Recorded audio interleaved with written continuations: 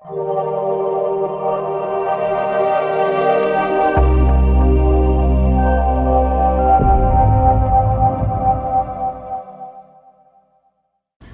morning, everyone, and welcome to Conscious Conversations. I am Michelle Scrimger Brown, the owner-operator of Spirited Healing, which of course you all know, and this is my dear friend, Kieran Bassoon. I'm so excited to have her in the car. Key has become a friend of mine in the most auspicious of ways. She wasn't really keen on meeting me at first, but I won her over, and we'll get into that a little bit as we start driving. But Key is... You told me, and I'm going to mess this up. She is a healing foods chef and consultant. And she is the owner and operator of Key's Kitchen, who I can tell you makes the most amazing food. She really does. And I love animals. I eat animals too. But Key is primarily vegan and certainly vegetarian. So when I tell you her food is great, I'm not even kidding around. And you might be slightly biased. Well, I might be a little bit biased. There's always a possibility of that. But when I met her, it was really interesting because I was going to be a chef in a past life. I'm sure I was a chef in a past life, but in one of my iterations, I was studying food and I was going to be a chef. And so Key and I have this passion for food in common.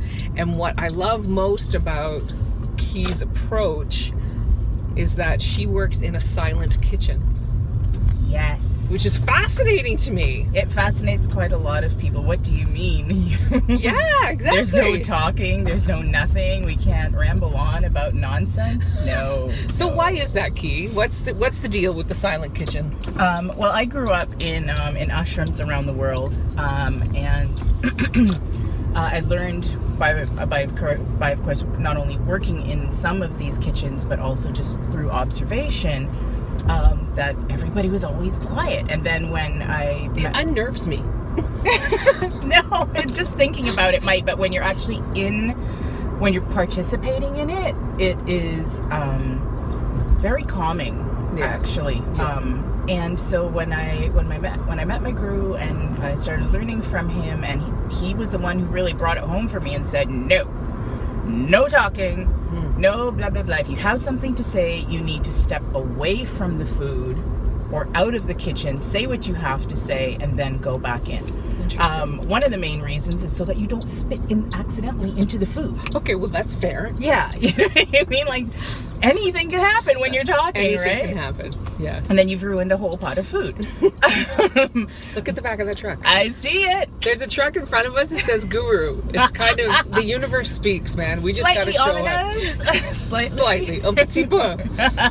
Okay, anyway, sorry. And, but the main reason that we stay silent in the kitchen is because of energy. Energy is, it's transferable, right? It's totally. Not breakable. Totally. You cannot be destroyed. Cannot be destroyed or in any way, shape, or form, and it transfers. And whether you want to believe it or not, of how it transfers from what is surrounding you into your body and into your food, whether you believe that or not, it exists. Right.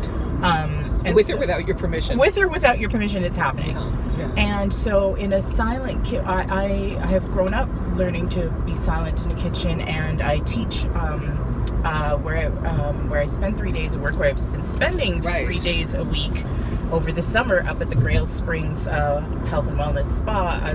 I'm the lead creative chef up there, and I've been teaching them the same thing that I do, which is to be silent in the kitchen. And of course, this was a completely foreign concept to them. Of course, to so many people. Yeah, and so I explained to them, when you are cooking, there's a whole mindfulness of cooking, and the word I'm looking for.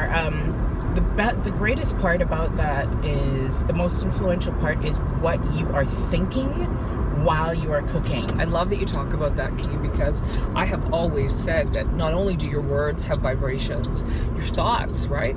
And science is just catching up to all of this obviousness, talking about how our thoughts create gaseous matter around us. Yeah. And that's how manifestation works, like through what you're thinking about is what you're bringing about. Exactly. That's exactly manifestation. So one of my sous chefs up at the Grail, she said to me the other day, everything is an affirmation. Mm-hmm. And wait, let's pause for a minute on that. Say that again. Everything is an affirmation.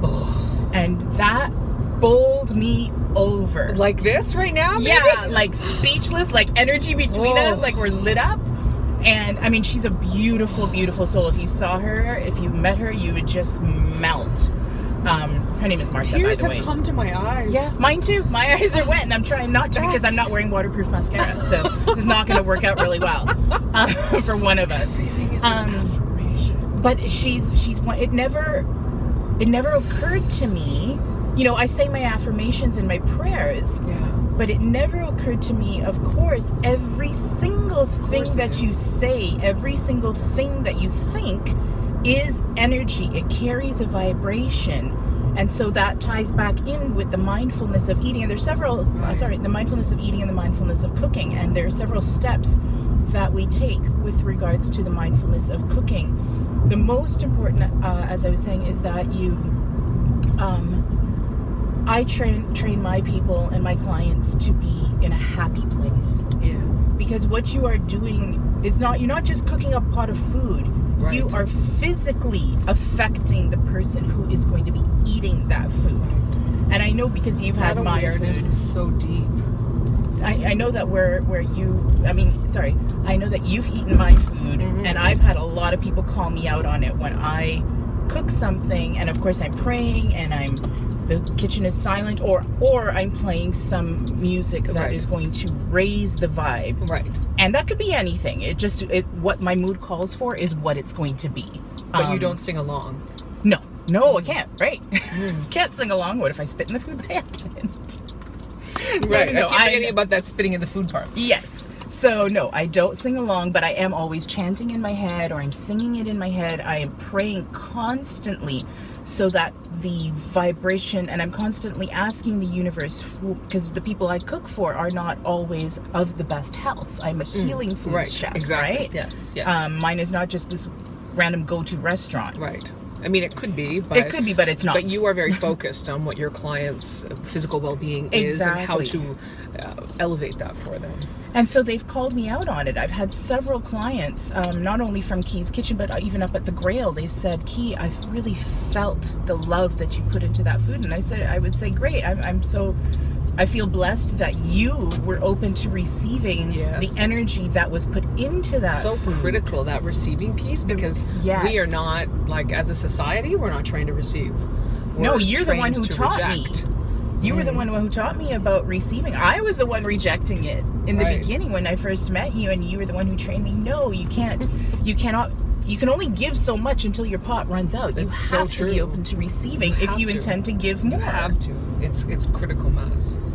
You know, I've said several times over the years, you're talking about like the intentions of the food, and I've said several times, and people have, some of them are like, that's really fascinating. Some people are like, you are just hardcore crazy. But I've said that part of this epidemic of unwellness, of dis-ease, of obesity in our society, I really firmly believe comes from our dismissal of prayer.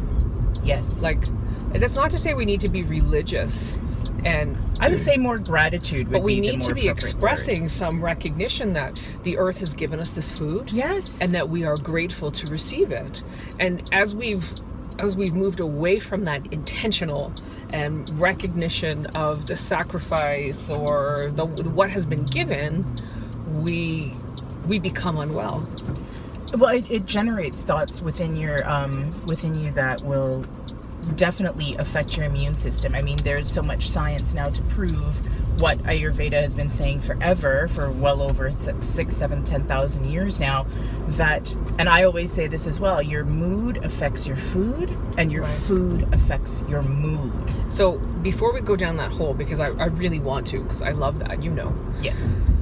Can you help people who don't know what Ayurvedic is explain at like a very high level, or even just a sentence of what it is, so that if this is a new term for people, they're not like totally lost? Ayurveda is the father of all modern science and technology. It is written in the Vedas, which are the most ancient texts in the world, from ancient India, and modern science is now catching up to what the Ayurvedic sciences have been saying for thousands and thousands of years. And through my practice, because I specialize in Ayurvedic healing through food. Well, as I've been doing my research over the years and just thinking back, you know, to the ways that my grandparents and forefathers have been eating, it has always been that way. And these are people who have lived long, healthy lives with no, not that they weren't stressed in terms of, you know, when you have 8 children and one pot of food to feed all these 8 children, of course you're going to be a little bit stressed. Life has always been stressful. It's challenging. It's just a different way. But it's not something, it's never anything that you can't overcome, you know what I mean? And so when I've noticed that for myself, I used to live a very high stress, high anxiety life. And when I changed the way I live my life, when I changed the way, and that started with changing the way I eat, how I eat, when I eat, so on and so forth, the fog, literally the fog lifted. And things started opening up to me that had always been there in my opinion, but I wasn't open to receiving it because there was so much what I like to call brain fog that I didn't even realize that it was there. And now that I've had the fog, gone through a clearing, went one weekend with complete brain fog. Remember, I came to your office bawling and crying one day. It happens a lot, actually. She's not the only one. And I cry all the time. I'm a big crier. But that particular day, I knew something was very, very off, and I couldn't put my finger on it. And then I realized I had had a weekend of nostalgic childhood favorites of food, of things that I haven't eaten in 20 years that were laden with chemicals and like processed foods and sugars and things that are so foreign to my body now. And I fell into a serious brain fog, and it took me 2 days to come out of it. And then I realized that a lot of people live this way every day of their life. And I was filled with anger, I was anxious, I was depressed. I went through like every emotion that you go through when you're coming off of a drug. And I did that within 48 hours, and I thought to myself, how people don't even know they're doing this to themselves. And as soon as I went back, of course, to eating my normal anti-inflammatory lifestyle and living an anti-inflammatory lifestyle, it settled down. And I continue to live a stress-free, anxiety, depression-free life. So you think that was not only because so you mentioned the nostalgic piece, right? Yeah. So we're always like really, I remember when I used to eat Fun Dips all day, every day, or whatever.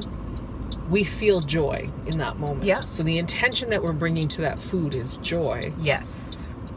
But that intention was not enough to compensate for absolutely not. No, because the quality of what you were consuming. No, because you're talking about chemicals that are actively affecting your nervous system, which is the most sensitive organ in the body, which is going to affect your brain. You can't battle that. You don't have the power to battle that kind of thing. I don't know. See, this is where you and I disagree. It happens often to us. Yes. Don't worry, we're still best friends. Yeah, exactly. I personally, I think if you are constantly living that way, that I personally believe that you can't battle that without going through a clearing. I think there has to be a lot of intention behind it. But on the reverse side is that you can, going back to your food changes your mood and your mood affects your food, the reverse is that when you're sitting down to eat anything, whatever it is, when you start it with the mindfulness of gratitude, that immediately sets the tone. When you recognize that you didn't make this meal on your own, you didn't go out and grow those vegetables, you didn't harvest them, somebody else, something else, and somebody else has made this possible. So when you start it all with gratitude, you are immediately humbled, and you set the tone for peace and calm and appreciation, and then the endorphins get released, whether you want them to or not. And then you can find joy in eating broccoli instead of ramen soup. You know what I mean? Right. So that's an interesting comment. And as much as possible, I like to make these conversations helpful and instructive. So you just mentioned the ramen noodles. And it got which I love, by the way. Who doesn't? Yeah, absolutely.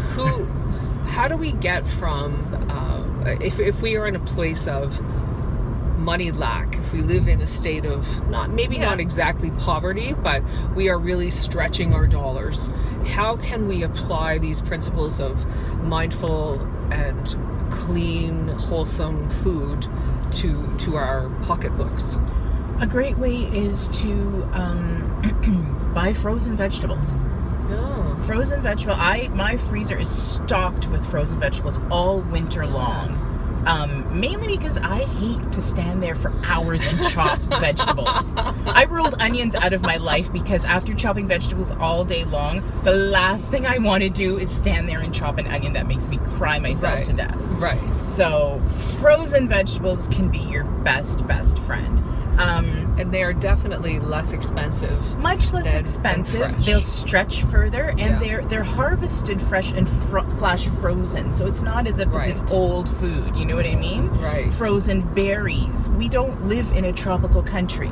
You know, half of the year We definitely is... do not. It was like 10 degrees last week. Exactly. It's We live crazy. in a place of madness when it comes to the weather. So you have to be able to adapt. Yeah. Buy your salads in bags if you can for convenience. Like when I'm teaching my clients, you know, well, you should be eating half of your plate should be a salad. Right. Okay, but Kieran, you want me to cut up the romaine, and you want me to cut up the arugula, and then cut the kale? No, dude. Go to the store and buy it in a bag. Somebody's already done that work Spring for you. mix is your friend. Somebody's done the work. Send up a blessing and a prayer for them Right. doing that work for you, Right. and you partake.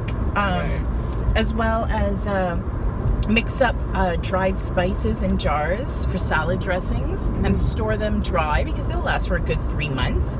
So when you want to sprinkle some seasoning, whether it's on your food, in your marinade, or whatever it is, all you have to do is add your oil and your fat and your acid, which might be oil and vinegar, or if you're putting it on your chicken, then it might be something else. You know what I mean? Yeah.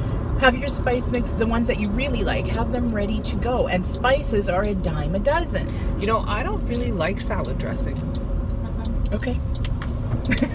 I'm not too sure how I'm supposed to respond to You're that. hilarious. What you're looking for there. It's less that, it's that I really enjoy the flavor of the salad. Yes. And people are shocked by this because why else would you have, a lot of people see salad as a vehicle for eating dressing. salad dressing, Yes, right? and that's why they get indigestion after they And eat. when I go, I did not know that. When I go to the restaurant, sometimes somebody will order a Caesar salad. If I get a Caesar salad, I'm like, I want half of the dressing. Right. Or less. They're like, really? It's going to be quite dry. I'm like, Yep. Romaine is tasty. Anyway, sorry, that's a rabbit hole. it certainly is, because it reminds me of a client up at the grill. I made a beautiful kale salad, and it was a Caesar actually that day. And Who doesn't like a Caesar salad, though? tell me about it. Yeah. And I served it, and a client came back saying, this salad is a little bit dry. Can I have more dressing? And I grudgingly gave her more dressing, but it's not my place. Because your client is going to be happy. If it was Keith's Kitchen, I would have told you, man up, you're not getting it. But it's not my company. I was Right. working somewhere else. Right. But I agree with you that when you go to restaurants, they'll slather it on. I always say to people, ask for it on the side so you Yes. can control, because Yes. you have the right attitude. You should be able to taste what the vegetables taste like, and Yes. the salad dressing is just it's a condiment. That's what it is. Right. It's your source of fat, Right. which is necessary for the brain and the body, and it's a source of flavor to enhance what is actually already there. It doesn't need you to drown it. Right. It And should- of course, in most places, you're getting these sicky sweet dressings, which is when it comes to food combining, which is a complete rabbit hole. But when it comes to food combining, that's what leads to one of the things that leads to indigestion and acid reflux. And Well, when you I eat want to Keith's touch Kitchen on that food, for a minute doesn't because happen. I was shocked. I had no idea. Key recently told me, I've known you for a couple of years now, but Yeah. early in our relationship, that my favorite salad used to be spinach and strawberries and walnuts. And Key was like, that is not going to serve you, because mixing fruit and your vegetables creates a terrible ecosystem. Yeah. And you get, disharmony like- within the digestive system, and when you create disharmony within the digestive system, you are looking for trouble, and it does cause trouble. It did. Yeah. And so, like, tears, I no longer have that salad, but I can have it without the strawberries. Yeah, or have it as a treat. Right. I live my Right. life vegan and anti-inflammatory 6 days out of 7, because I've lived a life of extreme pain and suffering for many, many, many years while I thought I was living a healthy lifestyle. Right. There's a big difference between healthy and anti-inflammatory. And so having now lived this anti-inflammatory lifestyle and set myself on that path, I live this way 6 days out of 7. And on that 7th day, which is Saturday for me, that's a big old cheat day. Don't ask me to eat any kale. In fact, I don't even want to see anything green on that day. That is my burger and fries day, Right. with pie before the burger and cake after the burger. I am eating it all. the sugar, all the the time. everything, because I Right. know I'm gonna have a kale smoothie the next morning. All the white flour. All the white flour, all the bread, all the beautiful breads with butters, and you name it. I'm doing it. I don't care. Having said that, though, because I do this, because I live this lifestyle 6 days out of 7, and I have one cheat day, my body's not used to having all those things in it anymore, and so it rejects it right away. Right. Like if we go to when we go to the movies, if we go on a Saturday, and of course Saturday's my cheat day, you go to the VIP, who's not going to have poutine? Like, come on, that's just blasphemous to go to the movies and not have poutine. It's not possible. No. I'm sure the world would end. It would. Mine would. Just Mine. collapse in on this stuff. And I'm telling you, 20 minutes after eating that poutine, in the middle of the movie, I get a sharp, piercing pain in my stomach. Wow, eh? And then I usually end up falling asleep because Right. I'm not used to the amount You're of in the coma. carbs. And it shuts me down. Of course, my husband gets really upset about that. Because you just spent $15 on your ticket. And you missed the whole Exactly. movie. But the whole point was to go and have the poutine. The movie was the aside. Don't tell him I said that. There's probably better places to get poutine. There just as an probably aside. is. I'm just saying. So because my system rejects it, I have my cheat day a little less often now. Right. I still keep it aside, but instead of doing it like every single Saturday, maybe every once a couple month or Saturdays or something, something. And I don't eat all the foods that I desire in life on the one day. I'll stretch it out, and I'll have something else that I like one Saturday, and another Saturday I'll have something else. But my point is that you don't have to force yourself to avoid things, if you know what I mean. Like, I would never say to a client, don't eat this, don't eat that. If you are unwell, and very unwell. So what I specialize in is cancer, diabetes, and multiple sclerosis, with regards to food and healing. Because if you could deal with those big guns, then everything else that is inflammation falls in line with it easily. And if you are that unwell, then yeah, you need to go on a serious anti-inflammatory. You need to change your lifestyle. And I've seen that happen within a week. Like, I've seen major changes happen by eating my food within 1 week. But then after you have adjusted, then you could start to introduce again the things that you love so much. Don't ever feel that you need to deprive yourself of something, because then you are depriving yourself of the joy that it brings to your life. And the whole purpose of all of this is to realize that your life is filled with beautiful moments of joy that you keep missing because you're so caught up and wrapped up in the nonsense and drivel that happens around you. And you prefer to receive that than to see the gorgeous joy of opening your eyes in the morning. Right. That does not happen to everybody. That's a gift. Yeah. Just the fact that you could breathe without an inhaler, without extra oxygen, without spraying your nose with something, that is a gift. These are moments of joy that we remember when we have a cold and we can't breathe. Then you remember how awesome it is to breathe. And all of those things are affected by the food. Yes, 100%. It is a direct correlation. So food affects everything you do. It affects your mood. It affects how you perform. When you have that 3 p.m. Crash and snack, it's because you haven't balanced out your meals properly at lunchtime, where you're trying to feed yourself just a salad or just a soup or something really quick at lunchtime, and you're expecting that small portion of food that's unbalanced in the first place is going to carry you for the next 6 hours. Of course it's not. The body is a healing miracle machine, but you have to do it some justice too. Right. Much like a car, you need to put gas in the car. You need to put gas in the car. You have to put fuel in your tank. So then we circle back to the vibrations.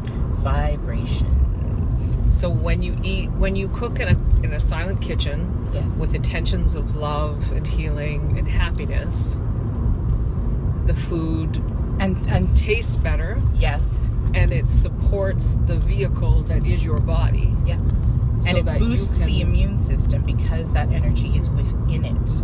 Right.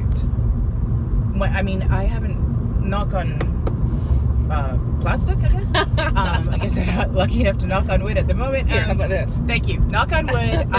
My husband and I have been in perfect health with regards to having a strong immune system for the last 3 years now. No colds, no flus, no nothing. But of course, a large part of that is the lifestyle of eating anti-inflammatory. Yeah. But recently, as I was checking up on my research, I also remembered that I was reminded rather that a positive outlook, a positive vibration that you carry with you all the time, directly affects your immune system. Totally. 100% affects your immune. There's so much research that's been done on that. Now, I'm not a big research follower in terms of. If it's not proven by research, I don't believe it. That Right. to me is complete bull. Right. That's not. I'm more of a realistic, a realist when it comes to things like that, like practical and what you you know see what you around know you. based on what you have done, right? Like And your everything is always tied experiences. to I believe in experience first. Yeah. And if there's research to back it up, great. If there Awesome. not it still happened to me anyway, so I'm going to believe it. Right. Right. But yeah, the vibration, it's so important when you are cooking to, in my opinion, to think of either, if you're not thinking about the people who you're cooking for, then think about something that brings you joy, that brings you happiness. Whether you're chanting something, and of course it's all in your head, chanting in your head, or you're singing something in your head, or you fill the atmosphere around you with beautiful music, or sometimes I listen to Sadhguru and I'm listening to a lecture because he's pulling up my socks and he's reminding me of all the things that I sometimes forget. I met Sadhguru because of this woman. Just saying. And so yeah, sometimes I'm listening to a lecture about life and how all the experiences that we go through are wonderful, but they are transient and changeable, and they're not real. Right. And to focus on what is real, what is the truth, what is unchangeable, and that starts with love. Amen. Doesn't it? It always comes back to love. It always comes back to So love. you've just opened up like a whole new can of worms where we could have a whole other conversation, but we're out of time. Oh no! We're out of time. Oh. I hope you loved having Kieran in my car. If you did, comment as such so that we can get her back. I've loved it. It's been great. We need more than 20 minutes. You and I could never just talk to. We didn't even sing. We didn't even sing. Next time. But thanks for joining us on Conscious Conversations. It's been great. If you would like to be in the hot seat leading a conversation with me, I would love to hear from you. You can check that out at spiritedhealing.ca/conscious-conversations. That's spiritedhealing.ca/conscious-conversations. Have an awesome rest of your day, you guys. Whatever you do, raise your vibration. Raise your vibration. Raise it. Keep Love it up you. there. Bye. Bye.